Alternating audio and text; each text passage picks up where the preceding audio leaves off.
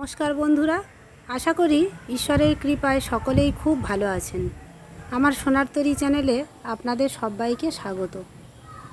দেখুন, আজকাল কিন্তু আমাদের প্রত্যেকেরই গাছে এই পিঁপড়ে এবং মিলিবাগ এইটার উৎপাত কিন্তু খুব বেড়ে গেছে এবং এরা কি করে গাছের রস খেয়ে শোষণ করে নেয়, নিয়ে গাছকে প্রায় মৃতপ্রায় করে ফেলে এবং কিছুদিন পরে গাছটি মারা যায়, তাতে ফুল ফল কিচ্ছু হয় না। এই মিলিবাগ যেখানে আছে সেখানেই কিন্তু পিঁপড়েদের দেখা পাবেন। এদের দুজনের সহাবস্থান আছে।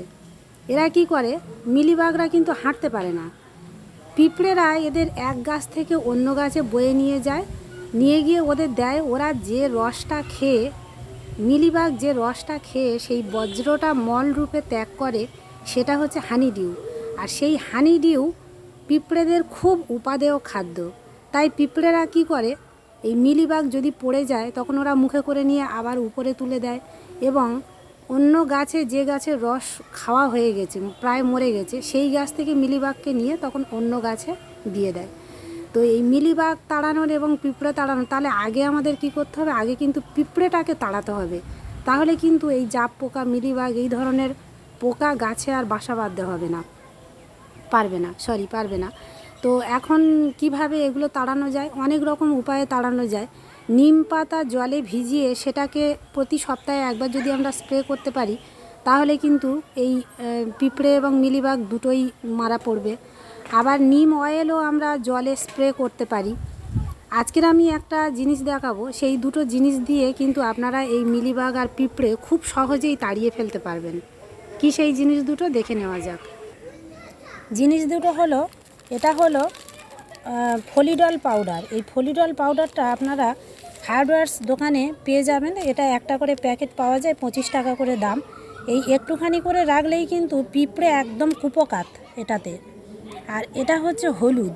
এই হলুদটা কিন্তু আমাদের প্রত্যেকেরই বাড়িতে রান্নাঘরে থাকে। সুতরাং এই যদি আমরা একটুখানি ফলিডল পাউডারটা কিনে নিতে পারি, তাহলে আর চিন্তাই নেই, হলুদ তো আমাদের কাছেই থাকে। তো কিভাবে প্রয়োগ করব দেখুন। এই হলুদটা নিয়ে কোনো একটা ন্যাকড়ায় করে ছিটিয়ে দিতে পারেন, অথবা এইভাবে হলুদটাকে নিয়ে এইভাবে দেওয়া যায়, আবার হাতে করে নিয়েও দেওয়া যায়। এইভাবে দিলে পিঁপড়েগুলো কিন্তু পালিয়ে যাবে।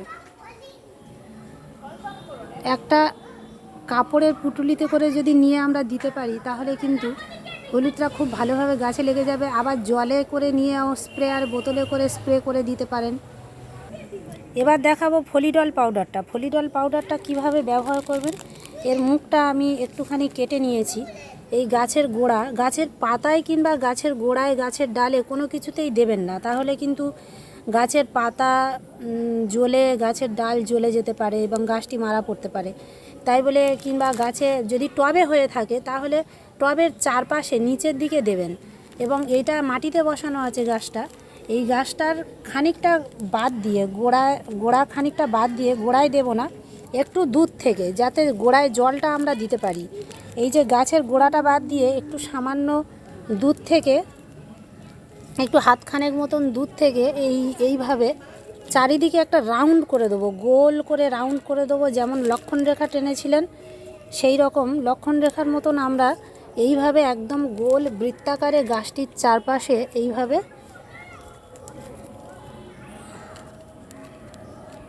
দিয়ে দেব, যাতে পিঁপড়ে আর ভেতরে ঢুকতে না পারে।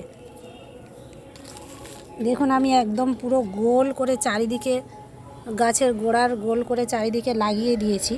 এই পিঁপড়ে কিন্তু এই ফলিডল পাউডার ভেদ করে ভেতরে ঢুকতে পারবে না। এবং গাছে যেগুলো আছে সেগুলো হলুদ দেওয়ার ফলে এই পিঁপড়েগুলো কিন্তু সব মারা পড়বে এবং মিলিবাগও মারা পড়বে। খুব ভালো হয় যদি জল দিয়ে, হলুদটা জলে গুলে স্প্রে করে দেন, তাহলে খুবই ভালো। এবং গুঁড়ো হলুদ দিলেও হয়। এটা একটু রোদের সময় করবেন, তাহলে কিন্তু এই পিঁপড়েরা পালানোর পথ খুঁজে পাবে না। আর যদি টবে গাছটা বসানো থাকে, তাহলে কিভাবে দেব, এই টবের গোড়ায় কিন্তু দেব না।